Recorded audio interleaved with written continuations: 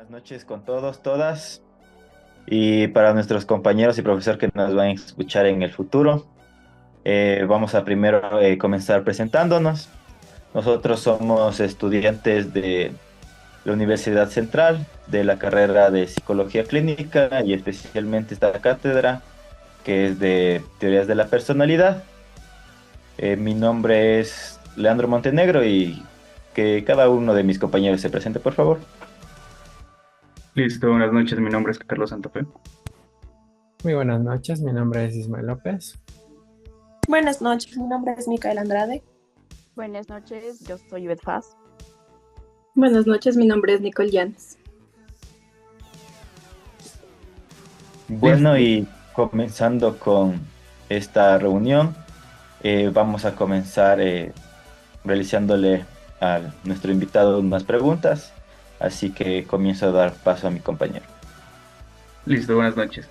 Como primer punto, no sé si puede contarnos un poco sobre su formación y camino hacia la terapia gestal y también a la psicología transpersonal. Em, bueno, de igual manera que ustedes se han presentado, una buena noche. Mi nombre es Giovanni Pazmiño. Actualmente, dentro de mi formación profesional, salí desde la Universidad Central formado como doctor en psicología clínica.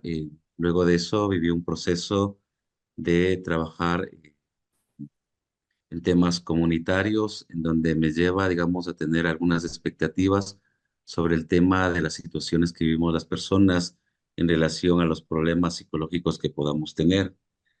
Y digo, la vida tiene aspectos muy importantes que pueden llamarse sincronías, como lo decía Jung también, en el tema de poderme encontrar en un espacio del Centro de Desarrollo Integral, en donde trabajo cerca de 3 años, digamos, no, bueno, no trabajo, sino más bien ingreso a la escuela de psicología iniciática y profunda, que era en ese tiempo liderada por Vera de Con.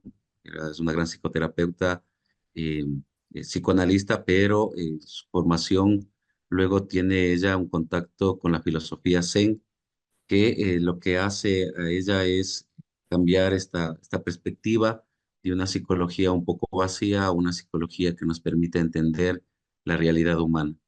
Entonces, en la escuela de psicología iniciática y profunda, logro encontrarme con aspectos súper importantes que tienen que ver con el desarrollo personal y desarrollo humano, para luego en esta misma época entrar a un proceso de formación en la escuela de psicología transpersonal.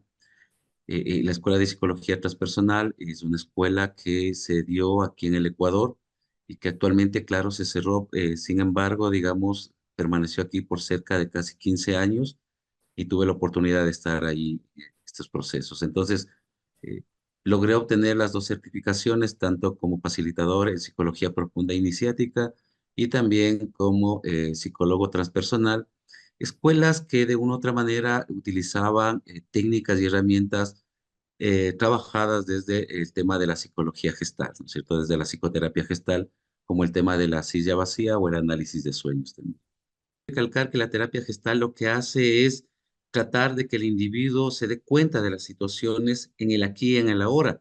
Es una de las cosas fundamentales que hace la terapia gestal, ¿no? Como Frippers lo manifiesta, que es el precursor, digamos, de la psicoterapia gestal.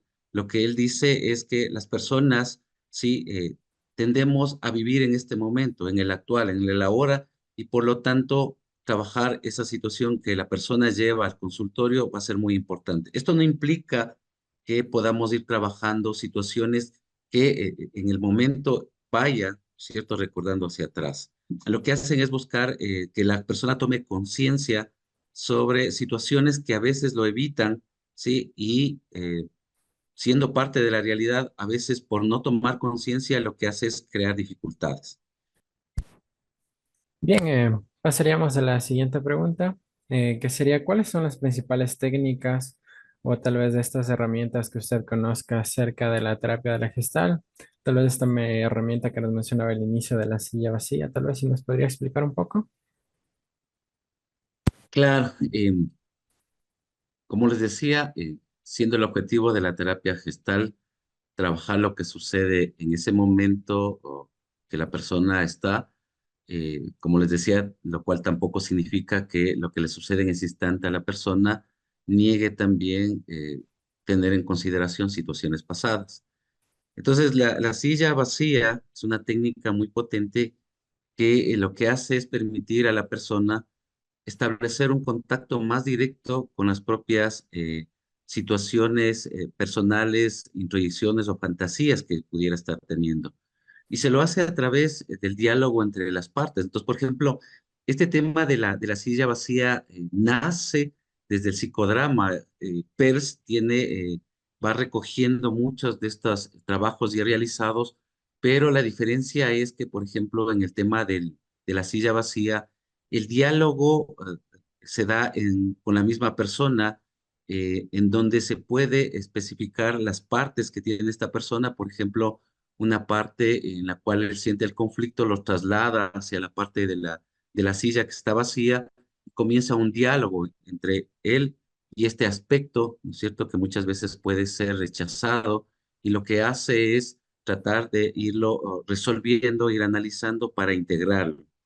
Entonces, lo importante aquí es que estos temas rechazados pueden ser situaciones o emociones no resueltas, conflictos personales o interpersonales, situaciones, como digo, no resueltas en tiempos anteriores, y los trae a ese momento. Entonces, lo que hacemos es primero identificar cuál es el conflicto, cuál es la situación, y lo que hacemos es con el paciente identificar este tema y lo colocamos en esta parte de la silla vacía.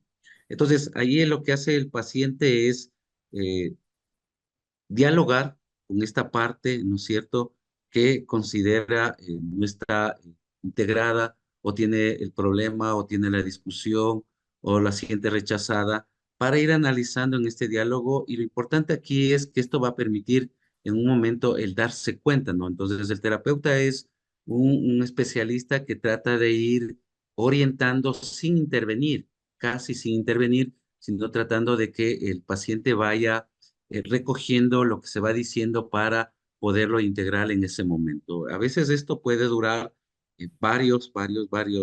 varias sesiones, ¿no es cierto?, para que lo pueda ir integrando, y el paciente pueda ir cambiando, ¿sí?, esta experiencia, y transformando su vida, y transformando las relaciones, y entendiendo el problema que le acoge, para poder tener el insight, que puede ser a veces mucho más cognitivo, pero también a veces el insight de tipo emocional. Esta es una de las técnicas que más, digamos, se utiliza o se ha utilizado. Muchos terapeutas lo utilizan, ¿sí? Pero también está el tema del análisis de sueños, que la terapia gestal también lo tiene como una gran fuente de información y una gran posibilidad de llegar a completarnos como personas. Lo que hace es tratar de que lo que sucede en un sueño, las imágenes, los diálogos que se dan, tratarlos de ponerlos o colocarlos en un espacio, digamos, y hacer que el paciente lo vaya elaborando y lo vaya trabajando, hasta que al final se puede integrar y la persona puede irse dando cuenta de qué es lo que está pasando ya desde este sueño a la realidad. El insight es un tema que se utiliza, es un término psicológico que se utiliza, que lo que hace es, frente a un tema de un diálogo o de una situación que la persona puede vivir, ¿no es cierto?, reaccionar y darse cuenta. Es decir, el darse cuenta es como este tema de decir, esto es lo que me estaba pasando, o esto es lo que me estaba sucediendo, por lo tanto, soy consciente. Es decir, lo que hace es llevar algo de lo que estaba en el inconsciente, en el tema rechazado tal vez, a lo consciente. ¿Sí? Entonces me doy cuenta y digo, cierto, esto es lo que me está pasando. ¿Mm? Eso es más o menos el término insight que se utiliza. Listo. ¿Y usted ha notado algún beneficio específico al combinar ambas disciplinas en tratamiento hacia sus pacientes? Em, bueno, o sea, yo digo, es muchos beneficios, digamos, las dos corrientes, como digo, se juntan, se puede trabajar de manera conjunta, y el beneficio importante, como les digo, es ver a la persona de manera integral. ¿sí? Como estas dos corrientes integran el tema de corrientes tanto orientales como occidentales, eh, ayuda mucho a entender la dinámica en la cual la persona está inserta y poder trabajar tanto en su cuerpo, en sus cogniciones, pero también ir mucho más allá, ¿no? De entender la parte espiritual que también estas personas traen y que a veces desde las psicologías tradicionales no puede ser entendida, incluso puede ser hasta rechazada. Entonces, esto ayuda a que podamos desarrollar la totalidad del ser humano, mente, cuerpo y espíritu, y que nos puede ayudar a desarrollar en un contexto familiar y comunitario. Entonces, lo más importante, como les decía, es que al momento de atender, sabemos que estas personas vienen dotados de capacidades, eso es lo importante que nos enseñan estas nuevas corrientes psicológicas, que no son tan nuevas, ¿no? Pero que a la luz de otras corrientes psicológicas como el conductismo o el psicoanálisis son relativamente nuevas, ¿no? Y en base a su práctica, ¿nos podría compartir alguna experiencia memorable que ilustre el impacto de estas terapias en sus pacientes? Trabajar con estas técnicas, como digo, lo principal, para mí, lo más importante dentro de estas psicologías, de estas terapias, es encontrar técnicas que respeten al ser humano, que lo consideren como una totalidad, que partamos del hecho de que estas personas tienen capacidades y por lo tanto hay experiencias súper fuertes, digamos, que se han podido dar, como el tema, por ejemplo, yo recuerdo la atención a una paciente que era una persona muy jovial, muy abierta, muy sociable, pero que en su relación con su pareja y sus hijos, ¿no es cierto?, tenía dificultades. Eh, Cuando ella comenzó a trabajar esta parte, digamos, de por qué tenía estas dificultades, logró exteriorizar su tema de abuso sexual que había sufrido desde muy pequeña y que por lo tanto esta situación le llevó a creer que ella era la responsable del abuso sexual porque fue abusada durante más o menos unos 3 años por una persona adulta, ella tenía unos 12 años y en este abuso sexual ella llegó a buscar a su agresor.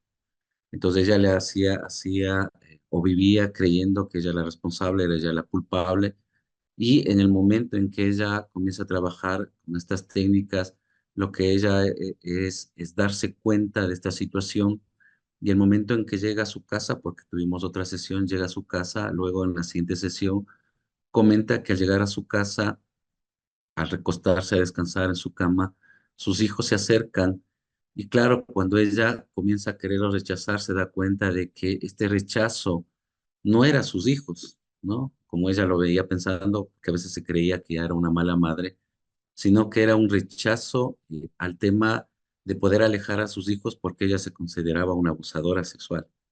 Sí, es decir, asumió el papel del violentador, tanto es así que ella temía abusar de sus propios hijos. ¿Mm?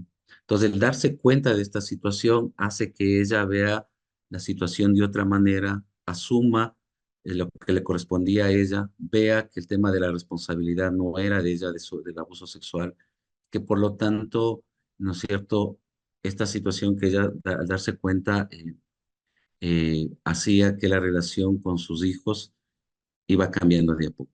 Entonces, miren, son experiencias que se van dando, a veces desde el tema del encuentro y del respeto, personas, por ejemplo, pacientes alcohólicas y logran ir superando su alcoholismo, pero que sin embargo sus hijos, por ejemplo, un paciente que tenía a sus hijos adultos con alcoholismo, eh, eh, si bien es cierto, manifestaba que él ha ayudado a educar a sus hijos, les ha dado lo mejor, pero algo importante que con una pregunta que se le decía era cuál o cómo él se relacionaba con sus hijos. Y él decía que muy bien, que era excelente, que cada aquel que llegaba a su casa, él los saludaba y los abrazaba. Entonces, lo único que se hizo es que demuestre cómo es ese abrazo. Y claro, uno puede entender que ese abrazo era bastante frío, digamos. eh, y él, la pregunta que se le hacía era eh, y este abrazo que tú les das a tus hijos, recibiste tal vez de tu padre, y él, claro, lo que hizo es pensarlo y, y darse cuenta, y imagínense en el darse cuenta, este famoso insight, ¿cierto? El darse cuenta que casi nunca recibía un abrazo de su padre. Esto ya luego se fue trabajando, luego se fue procesando, tanto es así que él cuando llegó a su casa, luego en la próxima sesión relató de que era como que era la primera vez que llegaba a su casa, que él recién se daba cuenta que tenía hijos, ¿no? Siendo los hijos ya adultos. Los hijos vivían con él todavía, pero él decía esto en sus palabras, ¿no? Recién me doy cuenta que tengo hijos, ¿sí? Recién me doy cuenta que soy el papá y puedo abrazarlos. ¿Mm? Entonces, romper todos estos temas tiene que ver también con esta parte interna espiritual de los seres humanos. Como a veces todas estas corazas que nos ponemos no solamente tienen que ver con estas conductas que vemos o que queremos resolver, ¿no es cierto? Que son los famosos síntomas que nosotros podemos ver o escuchar, que tienen que ver con muchas cosas más hacia adentro, más profundas, y que se relacionan con su cuerpo, porque el cuerpo era el que hacía ver que él no podía expresar estas emociones, aunque sus palabras lo decían, pero el cuerpo era el que no expresaba. Y finalmente, él cuando logra integrar estos aspectos, logra entregar algo mucho más allá de un abrazo frío y distante, ¿no? Encuentra a sus hijos. Bien, realmente muy interesante lo que nos cuenta. Ahora háblenos un poco acerca de cómo ve usted el futuro de la terapia gestal y también de la psicología transpersonal en el campo de la psicoterapia. Em, bueno, yo creo que se ve un futuro muy, muy promisorio. Creo que las dos psicologías han avanzado muchísimo y han sido base para ahora encontrarnos con aspectos mucho más prometedores en cuanto a saber cómo es un ser humano desde una mirada integral, ¿no? Ya no es desde esta mirada mecanicista, de una mirada donde solamente se podía aceptar lo observable, es decir, la conducta, o atribuíamos solamente a las situaciones patológicas, a la enfermedad, para poder saber o entender o tratar de curar a la persona. Estas dos psicologías lo que hacen ahora es tratar de entender la capacidad del ser humano, verlo desde una integralidad, ¿sí? Y claro, esto hace ver que a futuro estas dos psicologías son muy prometedoras. Eh, Ahí tal vez la dificultad que se podría estar viendo es que la academia, es decir, la institucionalidad formal, por ejemplo, aquí la institución académica, las universidades que tienen facultades de psicología, puedan también dar apertura a que estas herramientas o estas técnicas puedan ser parte de un currículum académico, del pensum de estudios de estas profesiones, ¿sí? Para ir superando un poco estas concepciones a veces reduccionistas del ser humano. Otra de las cosas que también se puede ver es que estas terapias, digamos, al no estar insertas dentro de un currículum académico del sistema educativo formal, lo que hace es que lo asuman ciertas instituciones. Como yo les decía, yo me formé en una escuela de psicología que era liderado por Daniel Taropio, pero que, digamos, no tenía este nexo con el sector formal de la academia, con la CENESID en este caso, ¿no? Lo cual hace que los costos lo vaya asumiendo aquella persona que quiera formarse, y son costos en algunos casos muy elevados, y que por lo tanto, digamos, se debería generar una política pública en la academia para que puedan las profesionales, no sé, digamos, la academia dar en sus currículos también estas nuevas herramientas para los profesionales, ¿no es cierto?, que van ingresando. Em, entonces, esto nos va a ayudar, digamos, a que los futuros profesionales también puedan acceder a estas psicologías, se formen y generar espacios también de servicio a una gran mayoría de personas que, como les decía, muchas de estas psicologías, muchas de estas terapias, a veces son solamente para ciertos sectores exclusivos. Y lo que se trata es que esto un poco se masifique, porque ahora vemos que la salud mental es un tema que nos está pasando muchas facturas, ¿no? Entonces, ojalá esto podamos ir obteniendo que se incorpore dentro de los currículos académicos. Y bueno, como última pregunta sería, ¿qué recomendaciones le daría a aquellos, digamos, estudiantes que están comenzando en la carrera y quisieran ir incursionándose por estas líneas de terapia que eligió usted, que son las suyas? ¿Qué consejos cree que necesitarían? ¿Qué consejo cree que hubiese tenido usted, se diera usted a su yo de joven? Bueno, o sea, cuando yo ingresé a este tipo de terapias, bueno, personalmente voy a hablar desde mí, ha habido muchos miedos míos que he tenido que ir superándolos. Bueno, no superándolos, porque entender el miedo también desde estas nuevas perspectivas implica otras cosas, ¿no? El miedo ya no es un miedo en donde uno tiene que acabarlo, atacarlo, o las emociones mismo que a veces uno considera malas. Entonces, decirles a los nuevos estudiantes o a las personas que quieran acceder a estas corrientes que lo vivan, que se den esta oportunidad de trabajarlo, ¿sí? Y que solamente vivenciándolos, estando ahí, uno puede reconocer el tema y la importancia de estas psicoterapias, ¿sí? Porque a veces que te lo cuenten puede ser bonito o a veces puede ser decepcionante. Entonces, lo importante es que ustedes lo puedan vivir, que puedan acceder.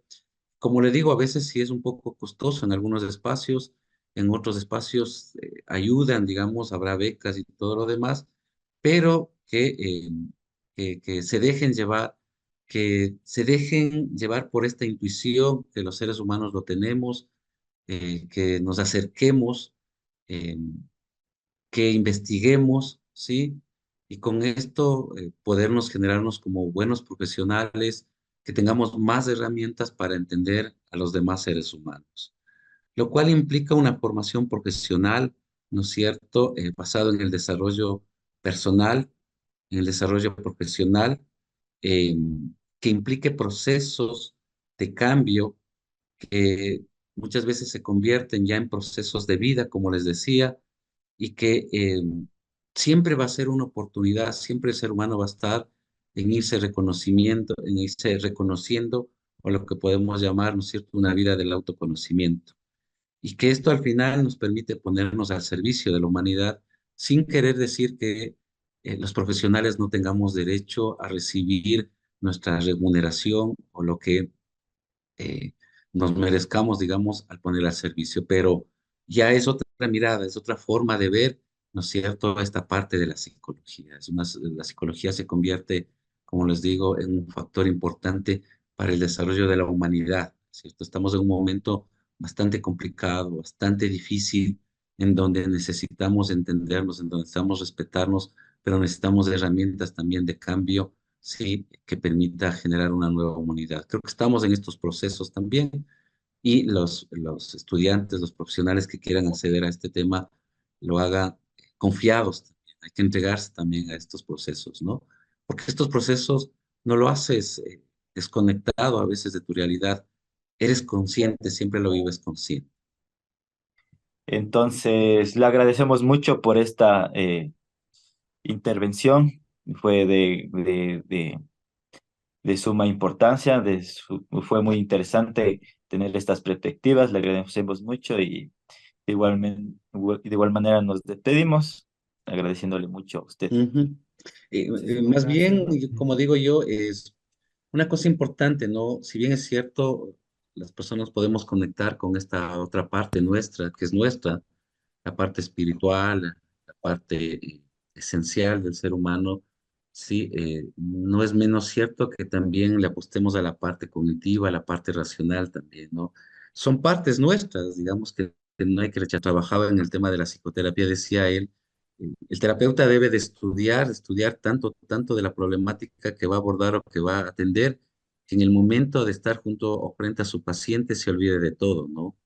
¿Qué significa esto? Que el profesional, en el momento de estar junto a su paciente, al ser cada paciente teniendo una dinámica diferente, lo que hace es que está preparado en base a todo el bagaje de conocimiento que tiene, ¿no es cierto? Estás preparado a cualquier situación que se le pueda presentar, ¿no? Entonces, miren qué importante que son estos temas, por lo tanto, yo les quiero nuevamente, no, más bien agradecer. Espero haya podido ser de ayuda, digamos, a lo que ustedes están pretendiendo hacer. Y más bien, no sé si después de cerrar un ratito la grabación o de quitar la grabación, quisiera más bien conversar un ratito con ustedes. Claro. Bueno, compañeros, compañeras que nos están viendo en el futuro, esto fue todo y muchas gracias. Muchas gracias. Gracias.